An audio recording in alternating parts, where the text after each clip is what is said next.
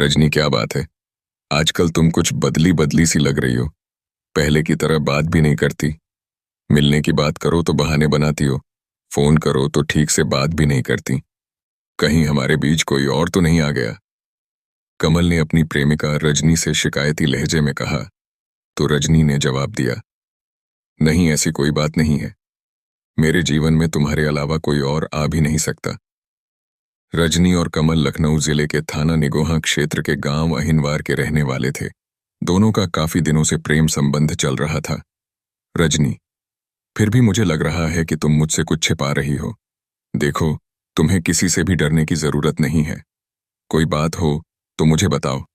हो सकता है मैं तुम्हारी कोई मदद कर सकूं। कमल ने रजनी को भरोसा देते हुए कहा। कमल, मैंने तुम्हें बताया नहीं, पर एक दिन हम दोनों को हमारे फूफा गंगासागर ने देख लिया था। रजनी ने बताया। अच्छा, उन्होंने घर वालों को तो नहीं बताया? कमल ने चिंतित होते हुए कहा। अभी तो उन्होंने नहीं बताया, पर बात छिपाने की कीमत मांग रहे हैं। रजनी बोली। कितने पैसे चाहिए? उन्हें कमल ने पूछा। नहीं, पैसे नहीं, बल्कि एक बार मेरे साथ सोना चाहते हैं। वह धमकी दे रहे हैं कि अगर उनकी बात नहीं मानी तो वह मेरे घर में पूरी बात बताकर मुझे घर से निकलवा देंगे। रजनी के चेहरे पर चिंता के बादल छाए हुए थे।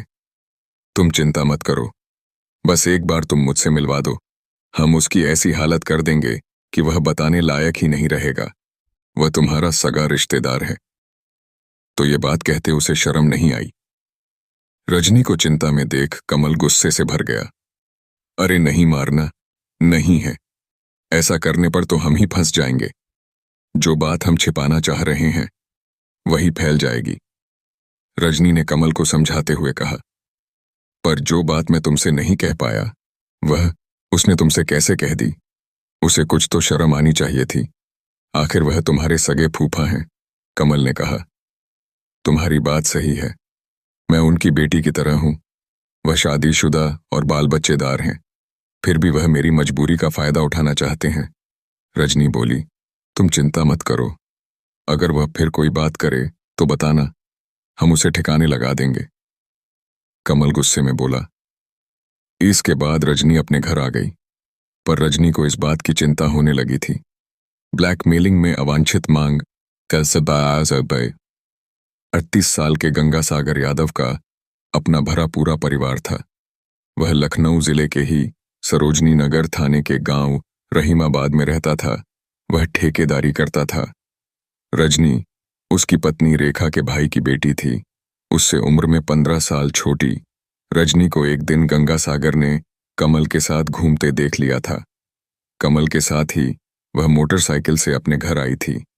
यह देखकर गंगासागर को लगा कि अगर रजनी को ब्लैकमेल किया जाए तो वह चुपचाप उसकी बात मान लेगी।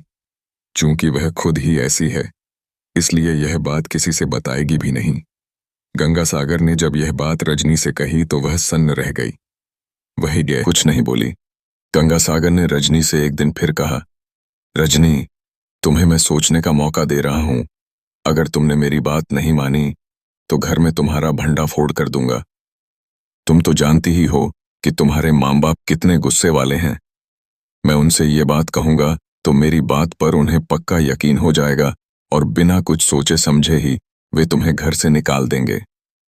रजनी को धमकी देकर गंगासागर चला गया। समस्या गंभीर होती जा रही थी। रजनी सोच रही थी कि हो सकता है उसके फूफा के मन से यह भूत उतर गया हो और दोबारा वह उससे यह बात न कहें। यह सोचकर वह चुप थी, पर गंगासागर यह बात भूला नहीं था। एक दिन रजनी के घर पहुंच गया। अकेला पाकर उसने रजनी से पूछा, रजनी, तुमने मेरे प्रस्ताव पर क्या विचार किया? अभी तो कुछ समझ नहीं आ रहा कि क्या करूं।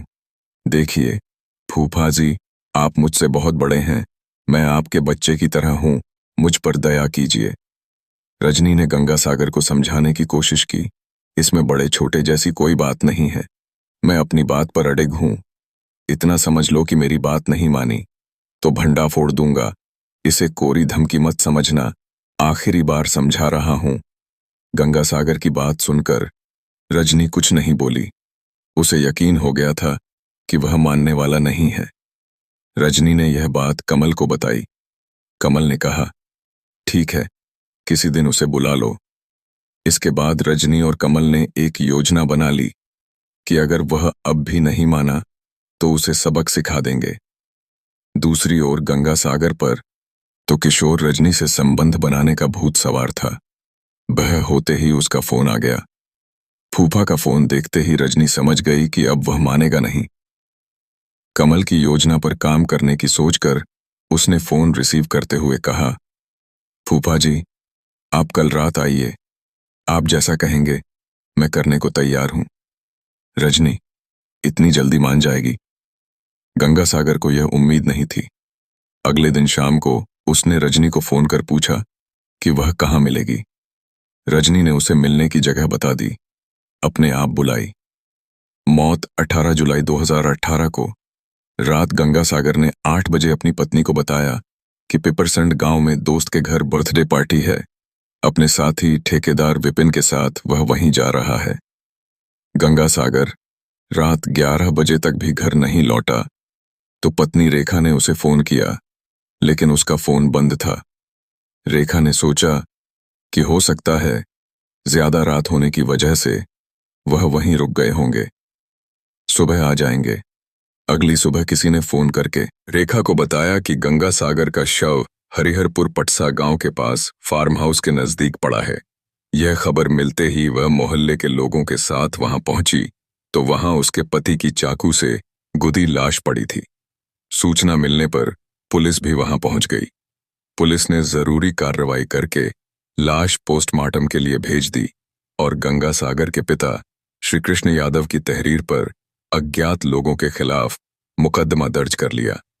कुछ देर बाद पुलिस को सूचना मिली कि गंगा सागर की लाल रंग की बाइक घटनास्थल से 22 किलोमीटर दूर असोहा थाना क्षेत्र के भावलिया गांव के पास सड़क किनारे एक गड्ढे में पड़ी है। पुलिस ने वह बरामद कर ली जिस क्रूरता से गंगा सागर की हत्या की गई थी। उसे देखते हुए सीओ मोहनलालगंज बीना सिंह को लगा कि हत्यारे की मृतक से कोई गहरी खुंदक थी, इसीलिए उसने चाकू से उसका शरीर गोद डाला था ताकि वह जीवित न बच सके।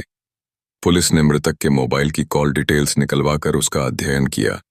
इसके अलावा पुलिस ने उसकी सालियों साले पत्नी सहित कुछ साथी ठेकेदारों से भी बात की। एसएसआई रामफल मिश्रा ने कॉल डिटेल्स खंगालनी शुरू की तो उसमें कुछ नंबर संदिग्ध लगे। लखनऊ के एसएसपी कलानिधि नैथानी ने घटना के खुलासे के लिए एसपी क्राइम दिनेश कुमार सिंह के निर्देशन में एक टीम का गठन किया, जिसमें थाना प्रभारी अजय कुमार राय के साथ अपराध शाखा के ओमवीर सिंह, सर्विलांस सेल के सुधीर कुमार त्यागी, एसएसआई रामफल मिश्रा, एसआई प्रमोद कुमार, सिपाही सरताज अहमद वीर सिंह, अभिजीत कुमार, अनिल कुमार, राजीव कुमार, चंद्रपाल सिंह, राठौर, विशाल सिंह, सूरज सिंह, राजेश पांडेय, जगसेन सोनकर और महिला सिपाही सुनीता को शामिल किया गया। कॉल डिटेल्स से पता चला कि घटना की रात गंगा सागर की रजनी कमल और कमल के दोस्त बबलू से बातचीत हुई थी। पुलिस ने रजनी से पूछताछ शुरू की और उसे बताया, हमें सब पता है कि गंगा सागर की हत्या किसने की थी। तुम हमें सिर्फ यह बता दो कि आखिर उसकी हत्या करने की वजह क्या थी। रजनी सीधी सादी थी। वह पुलिस की घुड़की में आ गई और उसने स्वीकार कर लिया कि उसकी हत्या उसने अपने प्रेमी के साथ मिलकर की थी। उसने बताया कि उसके फूफा गंगा सागर ने उसका जीना दूभर कर दिया था, जिसकी वजह से उसे यह कदम उठाना पड़ा। रजनी ने पुलिस को हत्या की पूरी कहानी बता दी। गंगा सागर की ब्लैकमेलिंग से परेशान रजनी ने उसे फार्म हाउस के पास मिलने को बुलाया था। वहां कमल और उसका साथी बबलू पहले से मौजूद थे। गंगा सागर को लगा कि रजनी उसकी बात मानकर समर्पण के लिए तैयार है और वह रात 8:30 बजे फार्म हाउस के पीछे पहुंच गया। रजनी उसके साथ ही थी। गंगा सागर के मन में लड्डू फूट रहे थे। जैसे ही उसने रजनी से प्यार मोहब्बत भरी बात करनी शुरू की, वहां पहले से मौजूद कमल ने अंधेरे का लाभ उठाकर उस पर लोहे की रॉड से हमला बोल दिया। गंगा सागर वहीं गिर गया तो चाकू से उसकी गर्दन पर कई वार किए। जब वह मर गया तो कमल और बबलू ने खून से सने अपने कपड़े, चाकू और रॉड वहां से कुछ दूरी पर झाड़ के किनारे जमीन में दबा दिया। दोनों अपने कपड़े साथ लेकर आए थे। उन्हें पहनकर कमल गंगा सागर की बाइक लेकर उन नाव की ओर भाग गया।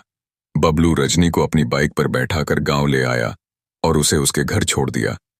कमल ने गंगा सागर की बाइक भावलिया गांव के पास सड़क किनारे गड्ढे में डाल दी, जिससे लोग गुमराह हो जाएं। पुलिस ने बड़ी तत्परता से केस की छानबीन की और हत्या का 4 दिन में ही खुलासा कर दिया। एसएसपी कलानिधि नैथानी और एसपी क्राइम दिनेश कुमार सिंह ने केस का खुलासा करने वाली पुलिस टीम की तारीफ की।